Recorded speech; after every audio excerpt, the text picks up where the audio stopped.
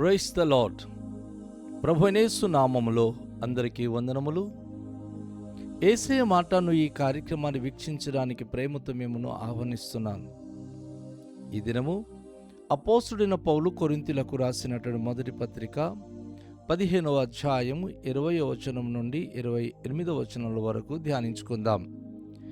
ఇప్పుడైతే నిద్రించిన వారిలో ప్రథమ ఫలముగా క్రీస్తు మృతులలో నుండి లేపబడి ఉన్నాడు. మనుషుని ద్వారా మరణము వచ్చెను గనుక మనుషుని ద్వారానే మృతుల పునరుత్థానము కలిగెను. ఆదామునందు అందరూ ఎలాగో మృతి పొందుచున్నారో అలాగుననే క్రీస్తునందు అందరూ బ్రతికింపబడుదురు. ప్రతి వాడును తన వరుసలోనే బ్రతికింపబడును. ప్రథమ ఫలము క్రీస్తు, తరువాత క్రీస్తు వచ్చినప్పుడు ఆయన వారు బ్రతికింపబడుదురు. తరువాత ఆయన సమస్తమైన ఆధిపత్యమును, సమస్తమైన అధికారమును, బలమును కొట్టివేసి తన తండ్రి అయిన దేవునికి రాజ్యము అప్పగించును. అప్పుడు అంతము వచ్చును. ఎందుకనగా తన శత్రువులందరినీ తన పాదముల క్రింద ఉంచు వరకు ఆయన రాజ్య పరిపాలన చేయుచుండవలెను. కడపట నశింపచేయబడు శత్రు మరణము,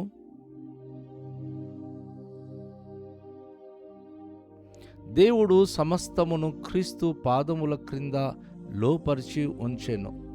సమస్తమును లోపరచబడి ఉన్నదని చెప్పినప్పుడు ఆయనకు సమస్తమును లోపర్చినవాడు తప్ప సమస్తమును లోపర్చబడి ఉన్నదను సంగతి విషదమే. మరియు సమస్తమును ఆయనకు లోపర్చబడినప్పుడు దేవుడు సర్వములో సర్వమగు నిమిత్తము కుమారుడు తనకు సమస్తమును లోపర్చిన దేవునికి తానే లోబడును. ప్రభునందు ప్రియమైన వాళ్ళారా, ఈ వాక్య భాగంలో చాలా లోతైన విషయము అపోస్తుడైన పౌలు సంఘానికి నేర్పిస్తూ ఉన్నాడు. వాస్తవానికి మరణం అనేటటువంటిది ఎలా ప్రవేశించింది? ఆదాము తను దేవునికి అవిధేయత కలిగి ఉన్నందున దేవుని సన్నిధిలో ఆయన చేసినటువంటి మొదటి తప్పిదమును బట్టి ఆయనకు మరణము సంక్రమప్రాప్తమైనది. ఆయన వరుస క్రమంలో సకల మానవ జాతికి మరణం అనేది సంభవించింది. కనుక అపోస్తుడైన పౌలు ఇప్పుడైతే నిద్రించిన వారిలో ప్రథమ ఫలముగా క్రీస్తు మృతుల నుండి లేపబడి ఉన్నాడు. గమనించండి, ప్రభువైన యేసుక్రీస్తు ఎవరు అంటే ఆదాములాగా మట్టితో తయారు చేయబడిన వాడు కాడు. పరిశుద్ధాత్మ ద్వారా తల్లి అయిన మరియమ్మ గర్భములో ప్రవేశించి ఆయన జన్మించినవాడు. ప్రభువైన యేసుక్రీస్తు ఆత్మస్వరూపి కనుక ఆయనకి మరణము లేదు. లోకంలో ఆయనకి చంపేశారు అంతే. కానీ ఆయన మృత్యువు గెలిచి తిరిగి సజీవుడిగా లేపబడి ఉన్నాడు. ప్రథమ ఫలముగా క్రీస్తు మృతులను ఈ లోకంలో పుట్టి ఈ లోకంలో ఎన్ని కోట్ల మంది జనాలున్నా చనిపోయి తిరిగి లేచిన మహాత్మ్యుడైన వాడు ఎవడు లేడు. కానీ యేసు ప్రభువారు ఆయన చనిపోయి ప్రథమ ఫలముగా మృతులలో నుండి లేపబడ్డాడు అని అపోస్తుడైన పౌలు ఇక్కడ మనకు తెలియచేస్తా ఉన్నాడు. మనుషుని ద్వారా మరణము వచ్చెను గనక మనుషుని ద్వారానే మృతుల పునరుత్థానమును కలిగెను. అద్భుతమైన మాట. ఏ మనుషుడు? ఆదాము ద్వారా మరణం వచ్చింది. సకల మానవ జాతికే అది సంప్రాప్తమైనది. కనుక మనిషి రూపంలోనే వచ్చిన మనిషి కుమారుడైన ప్రభువైన యేసుక్రీస్తు ద్వారా కూడాను మరలా మృతుల పునరుత్థానము కలుగుతుంది. ఆదాము మనుషుడే, యేసుక్రీస్తు మనుషుడే. కానీ ఆదాము ప్రకృతి సంబంధి అయినటువంటి మనిషి. ఆయన ద్వారా పాపమును బట్టి మరణం వచ్చింది. ప్రభువైన యేసుక్రీస్తు పరిశుద్ధుడు, ఆయన ఆత్మస్వరూపుడు కనుక ఆయన ఈ లోకంలోనికి వచ్చి జన్మించినప్పుడు ఆయన ద్వారా మృతుల పునరుత్థానము కలుగుతుంది. ఆదామునందు అందరూ ఎలాగూ మృతి పొందుచున్నారో అలాగే క్రీస్తునందు అందరూ బ్రతికింపబడుదురు.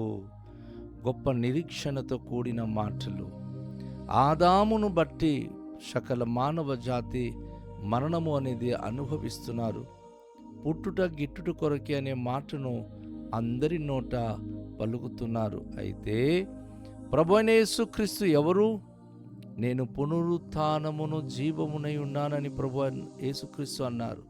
నా యందు విశ్వాసముంచువాడు చనిపోయినను తిరిగి బ్రతుకును అని యేసు ప్రభువారు అన్నారు. కనుక అలాగనే క్రీస్తునందు అందరూ బ్రతికింపబడుదురు. ఒక హోప్. ఎంతమంది ప్రభువైన యేసుక్రీస్తును నమ్ముతున్నారో?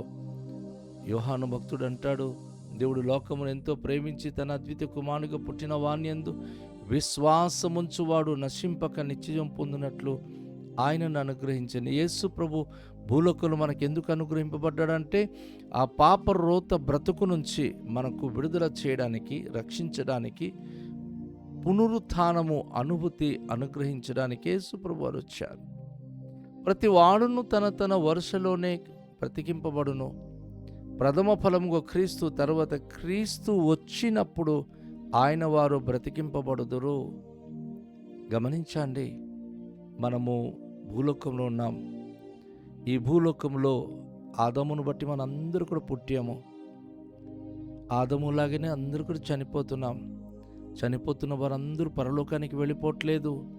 వారందరూ సిహోల్లో ఆత్మల ప్రపంచంలో ఉన్నారు. అయితే యేసు ప్రభువారు ప్రథమ ఫలముగా మొట్టమొదటిగా ఆయన పునరుత్థానుడై లేచి పరలోక రాజ్యానికి వెళ్ళి ప్రవేశించాడు. కనుక యేసు ప్రభునందు విశ్వాసముంచిన ప్రతివాడు తన వరుస క్రమములో ప్రభువైన యేసుక్రీస్తు రెండో రాకడలో వచ్చినప్పుడు, కడబూరం రోగినప్పుడు, చూసారా ఇక్కడ వచనం ఉంది, క్రీస్తు వచ్చినప్పుడు ఆయన వారు బ్రతికింపబడుదురు. ఎప్పుడొస్తాడు క్రీస్తు? మొదటి రాకలో ఆయన సామాన్యమైనటువంటి మనిషిగా పుట్టాడు. కానీ ఆయన రెండో రాకలో మొత్తం కడబూరం రోగించి పంచభూతములు మహావెండ్రముతో లయమైపోయినప్పుడు మృతులు అక్షయులుగా లేపబడి ఆయన ఉండే పరలోక రాజ్యానికి కొనిపోబడుదురు. వారందరూ బ్రతికింపబడుదురు. ఎస్, అపోస్తలుడు పౌలు అంటాడు, చనిపోయిన వారు మొట్టమొదటి లేపబడతారు. సజీవులుగా ఉండే మనము అక్షయులుగా, మనం కూడా మహిమగల శరీరము దాల్చి మన ప్రభువైన యేసుక్రీస్తును ఎదుర్కోవడానికి పరమండలానికి కొనిపోబడతాం. అటు తర్వాత ఆయన సమస్తమైన ఆధిపత్యమును, సమస్తమైన అధికారమును, బలమును కొట్టివేసి తన తండ్రి అయిన దేవునికి రాజ్యం అప్పగించును. అప్పుడు అంతమొచ్చును. యేసు ప్రభువారు ఈ భూలోకంలో ఉండి ఆయన ఎప్పుడైతే మరి కలువరి శిలువలో చనిపోయి మృత్యుంజయుడై తిరిగి లేచాడు, తన శిష్యులకు ఏమన్నాడు తెలుసా? ఇదిగో సర్వాధికారం నాకు ఇవ్వబడి ఉంది అన్నాడు. ఆ అధికారం ఎప్పటి వరకు ఆయన ఉపయోగించాడంటే సకల మానవ జాతి యొక్క రక్షణ కొరకు మాత్రం ఉపయోగించాడు తప్ప ఎవరికి పనిష్మెంట్ ఇవ్వడానికి కాదు సుమా. సకల మానవ జాతి రక్షణ పొందాలి. ప్రతి ఒక్కరూ తన యొద్దకు రావాలి. సమస్త ఆధిపత్యం అయింది. ఈరోజు చాలామంది యేసుప్రభు శిలువకు వ్యతిరేకంగా నినాదాలు చేసి కేకలు వేసి లేనిపోని విధాలుగా మాట్లాడుకుంటున్నారు. కానీ వారి బలమును, వారి శక్తిని కొట్టివేసి తండ్రి అయిన దేవునికి, ప్రభువైన యేసుక్రీస్తు ఈ సకల ప్రజలు ఈ రాజ్యమును అప్పగించిన తర్వాతే ఈ ప్రపంచానికి సంపూర్ణంగా అంతము వస్తుంది. ఎందుకనగా 110వ దావీదు కీర్తనలో ఆ మాట ఉంది, నీ శత్రువులను నీకు పాదపీఠముగా చేయి వరకు నువ్వు కుడి పార్శ్వములో కూర్చుండుము అని. రోమపత్రికలో కూడా 15వ అధ్యాయం 25వ వచనం చెప్తుంది, ఎందుకనగా తన శత్రువులందరినీ తన పాదముల క్రింద ఉంచు వరకు ఆయన రాజ్య పాలన చేయుచుండవలెను. ఈరోజు ఎందుకు యేసయ్య మౌనంగా ఉన్నాడు? ఎన్ని సమస్యలు, ఎన్ని ప్రాబ్లమ్స్, ఎన్ని బాధలు క్రైస్తువులకి పెడుతున్నా సరే యేసుప్రభు ఏమయ్యాడు అని అనుకుంటూ ఉండొచ్చు. కాదు, ఆయన మౌనం వహించి ఉన్నాడు. ఎందుకంటే కడపట నశింప చేయబడు శత్రువు మరణించే వరకు ఆయన మౌనంగా ఉంటాడు. శత్రువు తనకు తాను ఆయన ప్రభు మీద ఎంత హెచ్చించబడినా సరే ఆయన ఒకరోజు భయంకరమైన మరణ శిక్ష అనుభవించబోతున్నాడు. భయంకరమైనటువంటి ఆ మరణము ఆయన అపవాది అనుభవించబోతున్నాడు. దేవుడు సమస్తమును క్రీస్తు పాదముల క్రింద లోపరిచి ఉంచెను. సమస్తమును లోపర్చబడి ఉన్నదని చెప్పినప్పుడు ఆయనకు సమస్తమును లోపర్చిన వాడు తన్ను సమస్తమును లోపర్చబడి ఉన్నదను సంగతి విషదమే. ఇక్కడ అద్భుతమైన విషయం ఏంటంటే సమస్తము ప్రభువైన యేసుక్రీస్తు పాదాల యొద్ద ఉంచున్నాడు. ఈరోజు చాలామంది క్రైస్తవ వ్యతిరేకస్తులు మేము చంపేశాం చర్చిలో. ఒకడు అంటాడు తన జీవిత కాలంలో ఒకలైనా బ్రతికున్నప్పుడట ఒక్క చర్చైనా మిగిలిపోతుందేమో అని వాడు తలకిందులై తపస్సు చేసిన ఒక్క విశ్వాసిని ముట్టుకోలేడు. ఎందుకంటే అన్నీ కూడా యేసయ్య పాదాల దగ్గర ఉందండి. యేసయ్య అన్నిటి మీద అధికారం ఆధిపత్యం కలిగి ఉన్నాడండి. ఎవరిని ముట్టడానికి లేదు. ప్రభు అంటాడు కదా, మీ తల వెండుకలన్నీ లెక్కించబడి ఉన్నది, ఎవ్వరు మిమ్మల్ని ముట్టడానికి లేదని. ఎవడో సామాన్యుడు ఒకడు లేచి క్రైస్తవ వ్యతిరేకత కలిగి బండబూతులు తిట్టి నేను క్రైస్తులందరికీ అంతం చేస్తామంటే వాడు అంతమైపోవాలి తప్ప క్రైస్తవ సమాజానికి క్రీస్తు సామ్రాజ్యానికి తాకడానికి ఎవడికి శక్తి లేదు. నా ప్రియ సహోదరి సహోదరుడా, సమస్తము యేసయ్య పాదాల క్రింద ఉంది. మీరు నేను మనము తనను స్తుతిస్తూ తన ద్వారా సంరక్షణ పొంది ఉన్నాం.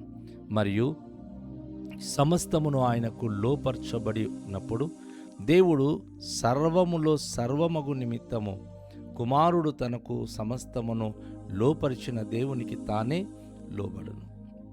ఈ సమస్త ఆధిపత్యము, ఈ అధికారము, అంతేకాకుండా సమస్తమును తండ్రిన దేవునికి లోపరచబడినట్లుగా సర్వములు ఆయన సర్వమై ఉన్నాడు.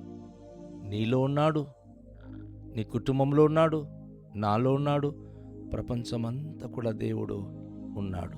ఎందుకంటే ఆయన ఆత్మస్వరూపి. పరలోకపు తండ్రి ఆత్మస్వరూపైన దేవుడు సర్వములో సర్వమై ప్రతి చోట వ్యాప్తమై ఉన్నాడు. ఆ ఆధిపత్యము, అధికారము ప్రభువైన యేసుక్రీస్తు ద్వారా తండ్రి అయిన దేవునికి సంపూర్ణంగా సమర్పించి ప్రభువైన యేసుక్రీస్తు మరి అన్నిటికీ ఆధిపత్యం కలిగి ఆయన తండ్రి అయిన దేవునికి విధేయత కలిగి. ఎందుకు ఆ విధేయత అంటే ఆయన సింహాసనం మీద ఆసనుడై పరిపాలించాల్సిన సమయము ఆసన్నమైంది. ఆయన శిలువ మోసింది ఆ సింహాసనము కొరకు. కనుక రేపు మనం అందరూ ఉండబోయేది క్రీస్తు సామ్రాజ్యంలో. రండి, అట్టి భాగ్యము ప్రభు మనకు దయచేయాలని ప్రార్థన చేద్దాం. తండ్రి మీకు వందనాలు. మా ప్రభు యేసుక్రీస్తు ద్వారా మా కొరకు మీరు ఏర్పరిచిన గొప్ప అద్భుతమైన సామ్రాజ్యము కొరకు మేము ఎదురు చూస్తున్నాం. క్రీస్తునందు బ్రతికింపబడి క్రీస్తు రాజ్యంలో ప్రవేశించి కలకాలము సదాకాలము మేము మీతో ఉండే భాగ్యం మాకు అనుగ్రహించబోతున్నారు. మీకు వందనాలు. అటు గొప్ప ధన్యత, అటు భాగ్యము కలిగిన వారమై లోకంలో ధైర్యంగా జీవించే కృపనిమ్మని యేసు నామములో ప్రార్థిస్తున్నాము తండ్రి. ఆమేన్. అందరికీ షాలోం. ప్రభు మనలను దీవించునుగాక.